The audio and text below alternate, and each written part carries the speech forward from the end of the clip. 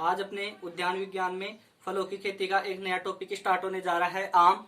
आम का जो बोटनिकल नेम होता है वो होता है मैंजीफेरा इंडिका। Mangifera indica. कुल होता है एनाकार्डियेसी। एनाकार्डियेसी। तो एन बराबर होते हैं 40। उत्पत्ति स्थान है भारत बर्मा या दक्षिणी पूर्वी एशिया। पुष्प क्रम होता है पेनिकल, जिसे साइमोस कहा जाता है।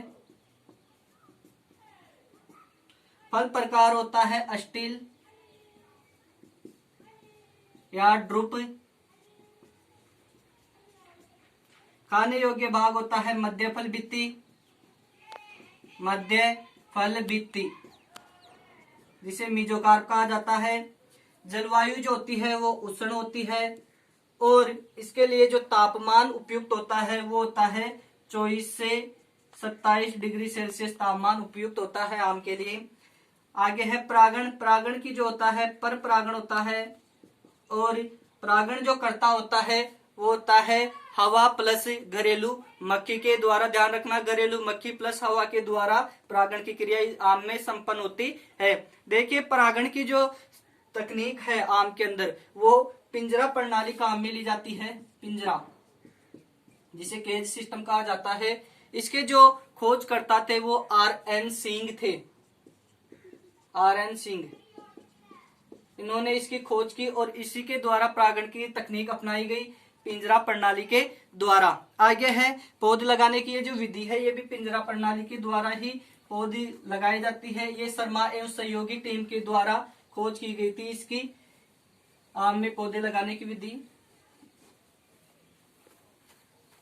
आगे है प्रवर्धन। आम का जो प्रवर्धन किया जाता है वो वीनियर ग्राफ्टिंग के द्वारा। वीनियर ग्राफ्टिंग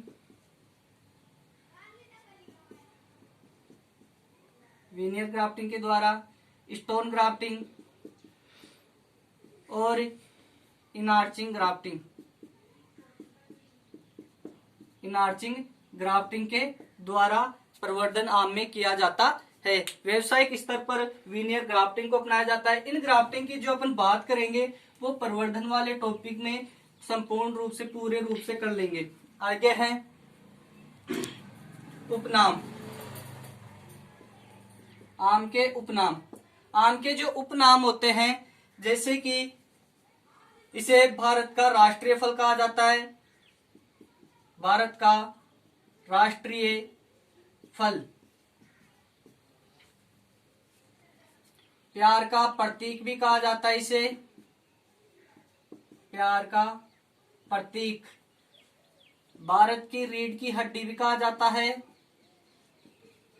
भारत की रीढ़ की हड्डी, क्योंकि भारत के अंदर इसका अच्छा उत्पादन होता है। आगे बाथरूम फल भी कहा जाता है। बाथरूम फल इसलिए कहा जाता है कि आम का यदि अच्छे से मजा लेना है तो एकांत में बैठकर खाना पड़ेगा, वो बाथरूम जगह सबसे उपयुक्त रहेगी, इसलिए इसे बाथरूम फल कहा जाता है। आगे इसे उद्यान की शोभा भी कहा जाता है। उद्यान की शोभा।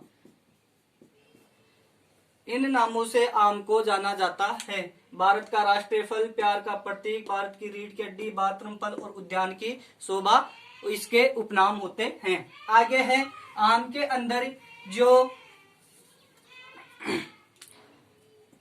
TSS की मात्रा होती है वो TSS की मात्रा होती है 20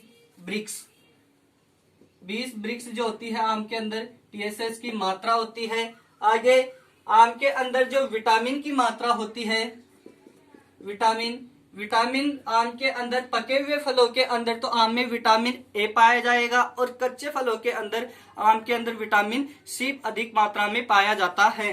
तो पके हुए फलों में विटामिन ए, ये आम जो होता है विटामिन ए का अच्छा स्रोत होता है। इसके अंदर लगभग 4800 IU विटामिन ए पाया जाता है और विटामिन सी भी पाया जाता है, वो पाया जाता है कच्चे फलों के अंदर। देखिए जितने भी पीले रंग के फल रहेंगे उनके अंदर विटामिन ए की अधिकता रहती है। अपवाद है नींबू वर्गीय, बाकी सभी पीले रंग के फलों के अंदर विटामिन ए की अधिकता होती है।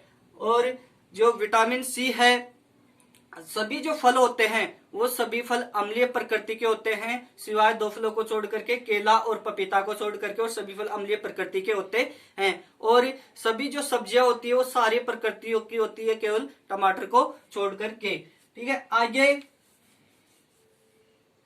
आम के अंदर जो फूल आम के अंदर जो पेनिकल होता है, मैं भी आपको पुष्पक्रम जो बताया था वो पेनिकल बताया था।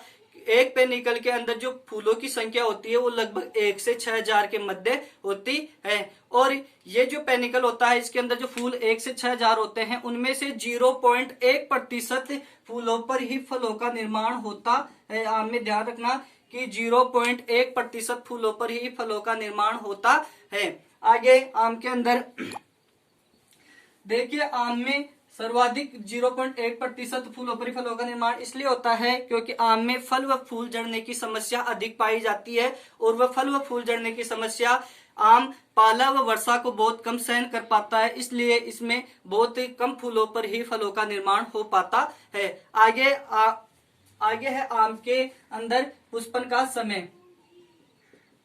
पुष्पन का समय देखिए, पुष्पन का जो समय होता है वो फरवरी से मार्च होता है। फरवरी से मार्च अम्बे बाढ़ ली जाती है आम के अंदर फरवरी से मार्च पुष्पन का समय। और वो जो काट छांट का समय होता है, काट छांट आम में काट छांट का समय होता है अक्टूबर माह। अक्टूबर माह आम के अंदर काट छांट का समय होता है। और काट छांट की जो विधि अपनाई जाती है आम में, वो विधि अपनाई जाती है रूपांतरित अग्र पर्रोह विधि। रूपांतरित अग्र पर्रोह विधि आम के अंदर काट छांट की विधि अपनाई जाती है। और काट छांट का जो समय होता है वो अक्टूबर होता है, पुष्पन का समय जो होता है वो फरवरी से मार्च होता है। आगे जो है किस्में, प्रमुख रूप से जो किस्में हैं, किस्में देखिए, किस्मों के अंदर पहली किस्म है अल्फांसो।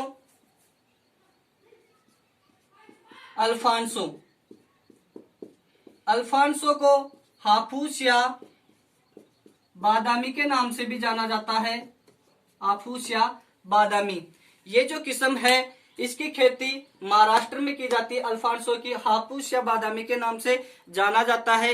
इस किस्म के अंदर, अल्फांसो किस्म के अंदर स्पॉन्जी उत्तक की समस्या सर्वाधिक पाई जाती है। स्पॉन्जी उत्तक क्या होता है कि जो आम होता है उसके अंदर जो पल्प होता है वो लसलसा हो जाता है, और लसलसा होने के कारण से इसके अंदर शराब के जैसी बदबू आने लगती है, आम अंदर से सड़ जाता है। इसके अंदर स्पॉन्जी उत्तक की समस्या अधिक पाई जाती है। ये जो है आम अल्फांसो पहले 2015 से पहले विदेशों में निर्यात किया जाता था। सन 2015 से पूर्व यह विदेशों में निर्यात किया जाता था, लेकिन 2015 के बाद इस पर विदेशों में निर्यात पर रोक लगा दी गई क्योंकि इसके अंदर डोक्सी मक्खी पाई गई, फल मक्खी डोक्सी मक्खी पाई गई, जिसके कारण से इसके निर्यात पर रोक लगा दी गई थी सन 2015 के अंदर। इसके अंदर जो रोपण दूरी रखते हैं वो रखते हैं 6x6 मीटर। 6x6 मीटर इसके अंदर रोपण दूरी रखते हैं। आगे है अगली जो किस्म है वो है दशहरी।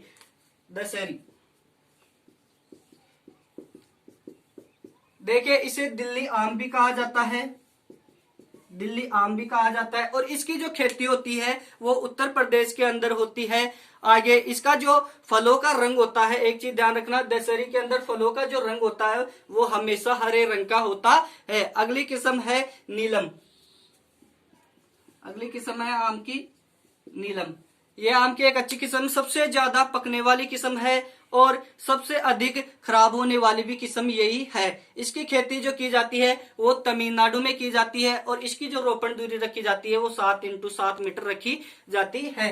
देखिए, वैसे आम की जो रोपण दूरी रखी जाती है वो 10x10 मीटर रखी जाती है, साधारण तौर पर 10x10 मीटर, लेकिन जो किस्में हैं उनके अनुसार भी अलग अलग दूरी रखी जाती है रोपण दूरी। अगली जो किस्म है आम्रपाली, आम्रपाली आम की एक बहुत ही अच्छी किस्म है, आनुवांशिक बोनी किस्म है और एकांतर फलन वाली ये किस्म होती है। देखिए आम्रपाली की जो रोपण दूरी रखते हैं वो 2.5 इंटू 2.5 मीटर रखते हैं, 2.5 इंटू 2.5 मीटर रखते हैं, क्योंकि इसकी जो ऊंचाई होती है आनुवांशिक बोनी होती है, इसके कारण से इसकी जो रोपण दूरी रखते हैं वो 2.5 इंटू 2.5 मीटर रखते हैं। इसे घर में भी आसानी से लगाया जा सकता है। इसकी जो खेती होती है वो उत्तरी भारत के अंदर होती है, उत्तर प्रदेश के अंदर। रोपण दूरी जो होती है वो 2.5 इंटू 2.5 मीटर बता दिया, गृह वाटिका के लिए उपयुक्त होती है। आगे है मल्लिका, ये आम के लिए विटामिन ए की में अधिक पाया जाता है। मल्लिका किस्म के अंदर विटामिन ए जो होता है वो सबसे अधिक पाया जाता है और इसके अंदर रेशे की मात्रा भी अधिक होती है और इसकी खेती की जाती है बिहार और पश्चिम बंगाल के अंदर। आगे है इसकी रोपण दूरी, इसकी रोपण दूरी 5 इंटू 4 मीटर रखी जाती है। अगली है रत्ना, यह परिवहन के लिए उपयुक्त है और प्रसंस्करण के लिए भी यह उपयुक्त होती है। इसकी खेती जो की जाती है वो गुजरात और महाराष्ट्र के अंदर की जाती है और इसके अंदर स्पॉन्जी उत्तक की समस्या कम पाई जाती है रत्ना